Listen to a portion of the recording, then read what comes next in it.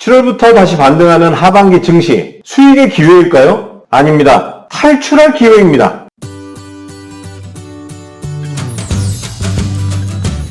안녕하세요. 세계자산관리사 정욱입니다. 지난 7월 초부터 다시 주식시장이 반등하기 시작하고 있습니다. 코스피 지수가 올해 초에 3000선 인근에서 한 해를 시작해서 꾸준히 하락을 해왔습니다. 6월 말까지 한 2300선까지도 밀리다가 7월 초부터 다시 반등하고 있는데요. 지금 한 2600선 이렇게 좀 도전을 하고 있습니다. 자, 이럴 때 동학개미라 불렸던 개인 투자자들은 이제 마음이 이제 복잡해지기 시작하고 다시 주식시장에 관심이 높아지기 시작하실 겁니다. 지금이 진짜 다시 수익을 기대할 수 있는 그러한 상승의 흐름인지 아니면 오히려 더 큰 손해를 예고하는 또는 더 크게 손해볼 수 있도록 저 시장이 꼬시는 건지 제가 오늘 말씀을 드리려고 합니다. 자, 결론부터 말씀드리면 내년에 더 큰 위기가 찾아올 거라고 저는 짐작하고 있습니다. 그렇기 때문에 지금 좀 반등하는 모습이 하반기에 좀 펼쳐질 텐데 손실을 복구하기 위해서 추가로 투자할 어떤 수익의 기회다라고 보는 것은 매우 위험하다. 오히려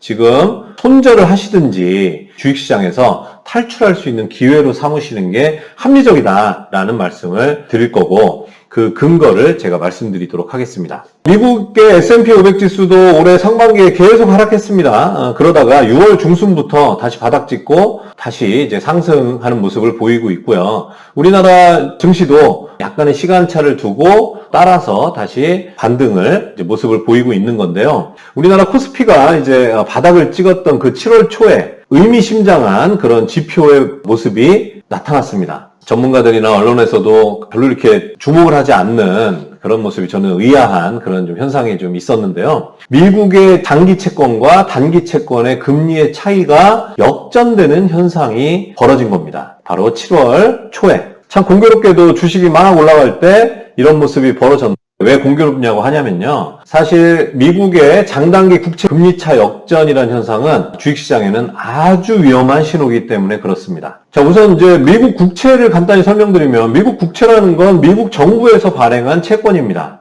정부도 어떤 사업을 하려면 돈이 필요할 것이고 세금 외에 채권을 발행해서 그러니까 돈을 빌린다는 거죠. 채권이라는 건 돈을 빌리고 채무자가 돈을 빌렸다라는 증서를 채권자에게 준 거다 이렇게 생각하시면 되는데 돈을 이제 빌리고 채권을 발행을 합니다. 그럴 때 돈을 빌렸으면 그 채권자에게 돈을 빌린 사람은 이자를 줘야 되겠죠. 자, 그런데 이 돈을 빌릴 때 짧게 빌리냐 아니면 길게 빌리냐 조건은 여러 가지가 있을 수 있는데요. 2년 동안 빌리는 2년 만기 채권과 10년 동안 빌리는 10년 만기 채권의 금리를 이제 주로 얘기할 거니까 그 두 가지 갖고 얘기를 하면요. 2년 동안만 돈을 빌려주는 경우보다 10년 동안 돈을 빌려주는 경우가 더 이자를 더 비싸게 내야 되겠죠. 2년 정도 뒤에 돈을 받는 건 별로 걱정이 없지만 10년 뒤에 돈을 받아야 된다. 내 돈이 누군가의 수중에 들어가서 10년 뒤에 다시 돌아와야 된다라고 하면 되게 불안할 거예요. 그러니까 그만큼 돈을 빌려주는 시간이 길어지면 이자가 더 높아지게 되어 있습니다. 더 많은 이자를 받아야 되는 거죠. 빌려준 사람은. 자, 그래서 2년 만기 채권, 미국 국채, 그리고 10년 만기 미국 국채의 금리 역시도 10년 만기 국채 금리가 더 높다라는 거죠. 이게 아주 당연한 거고 일반적으로는 이런 모습을 꾸준히 유지합니다. 그런데 아주 간혹 시장의 어떤 중요한 어떤 사이클의 단계에서 이게 역전이 될 때가 있어요.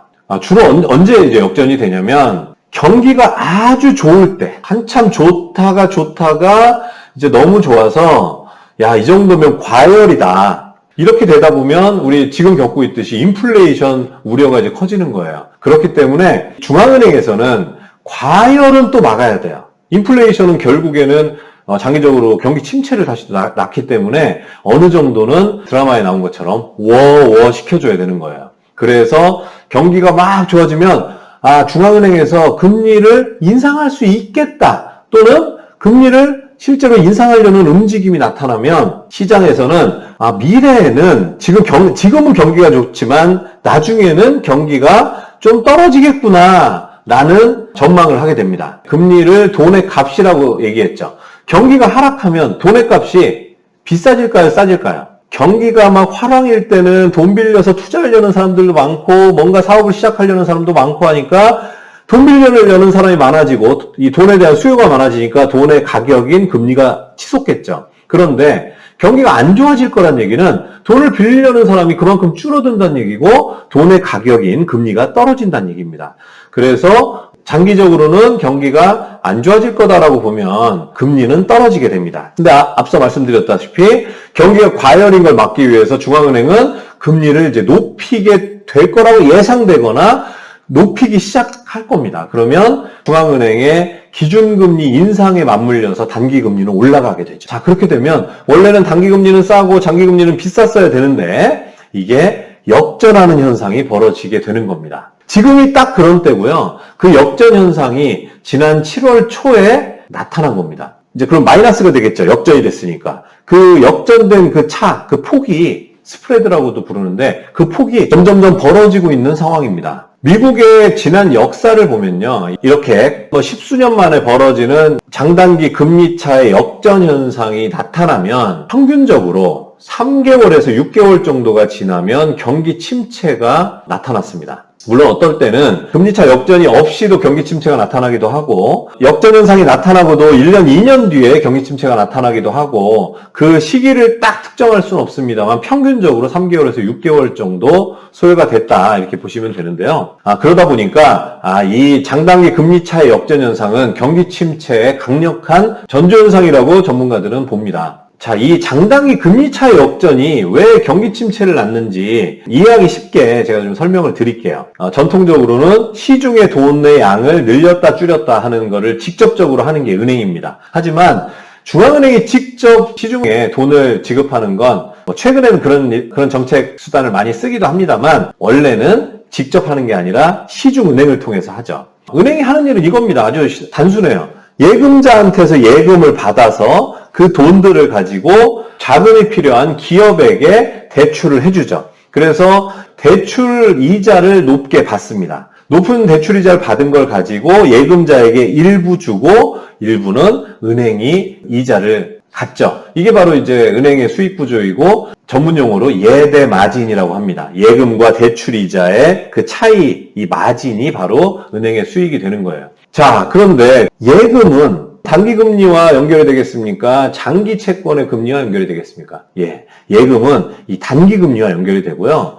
예금은 길어봐야 3년인데 반에 짧죠? 대출은 어떻습니까? 10년, 20년, 30년 보통 이렇게 대출은 장기로 진행이 됩니다. 대출은 장기금리에 영향을 받는 거죠. 근데 일반적으로는 단기금리가 낮고 장기금리가 높으니까 예대 마진이 정상적으로 플러스로 형성이 되는 거예요. 문제가 없어요. 그런데 지금처럼 지난 7월부터 나타난 현상처럼 이 장단기 금리차가 역전이 되면 쉽게 얘기해서 은행은 예금 이자가 높아져야 되고 대출 이자는 싸져야 된다는 얘기가 됩니다. 그러면 은행이 대출을 하면 할수록 손해가 발생하겠죠. 은행도 주식회사 아닙니까? 막 그냥 주주들에게 엄청난 배당을 해주는 주식회사입니다. 수익을 목적으로 하는.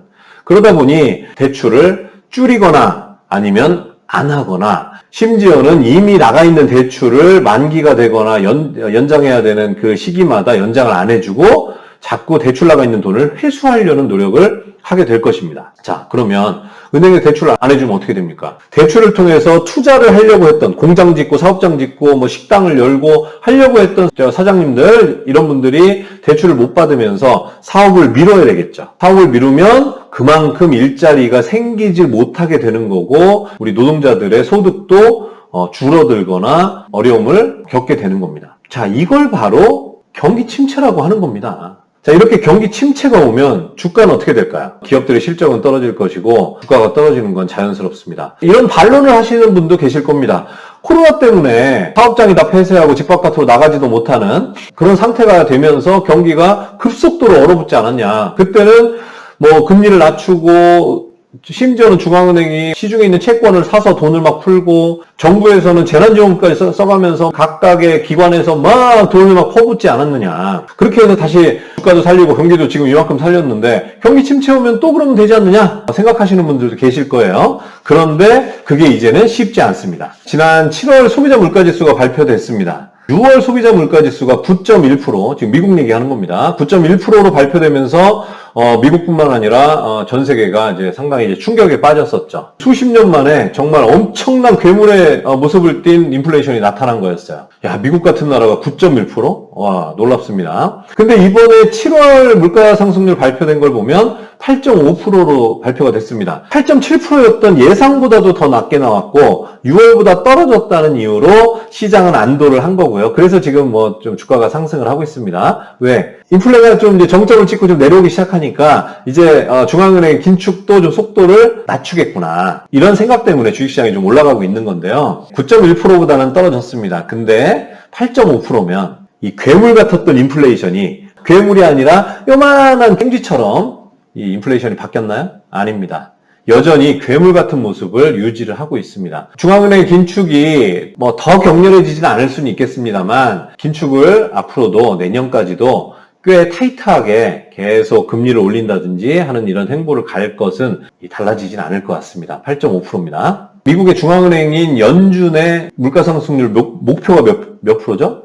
예, 2%예요. 그러면 그냥 단순하게 얘기하면 한 6.5%까지는 더 금리를 올려야 된다는 얘기예요. 이런 금리 인하라든지 정책 수단을 써서 다시 경기를 활성화시키기가 쉽지 않은 그런 상황입니다. 지금은 거품이라고 봅니다. 거품은 꺼질 수밖에 없고요. 그게 내년일지 내후년일지 그 시기를 특정할 수는 없다 하더라도 터지는 건 저는 이거 기정사실이다 이렇게 말씀드립니다. 당장에 이제 주가가 오르는 모습이 있으니까 단기 투자로 수익 내겠다 이러시는 분들 계실 거예요. 예, 근데 단기 투자로 수익 내는 거 아주 쉽지 않습니다. 아주 쟁쟁한 선수들이 글로벌 시장에서 엄청난 자금력 가지고 여러분들과 경쟁하고 있습니다. 엄청난 정보력 가지고. 동학개미의 실패는 짜여진 각본이었다. 이 영상 보시면 주식시장에서 왜 개미들이 늘 손해를 볼 수밖에 없는지 이해하실 수 있을 것 같고요. 장기 투자하겠다 이렇게 마음 먹는 분도 계실 거예요. 그런데 한번 생각을 해보세요. 장기 투자로 수익을 낸 사람 주변에서 내가 아는 사람 한번 찾아보십시오. 기껏 해봐야 워렌 버핏 형님 정도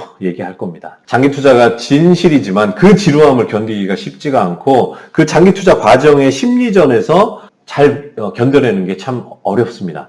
결론을 말씀드리면 지금 하반기에 조금 상승하는 모습 보일 거예요. 뭐 중국도 시진핑이 3년 연임하기 위해서 당대회를 연말에 지금 계획하고 있고, 그리고 미국의 바이든 정부를 평가하는 중간 선거도 역시 그 비슷한 시기에 열립니다. 이렇게 되면 어쨌든 G2 이 두 정부는 시장을 관리하기 위해서 노력을 하겠죠. 여러 가지 이유로 올해 하반기는 좀 상승을 조금은 기대해 볼 수 있을 것 같습니다만, 이때 무리한 욕심 내시면 지금까지 여러분들 손해보신 거 더 손해보실 수 있습니다. 수익의 기회로 보시지 마시고 하반기 상승이 나타나면 탈출의 기회로 잘 활용하는 현명한 투자자가 되시길 바라겠습니다. 오늘 이만하겠습니다. 감사합니다.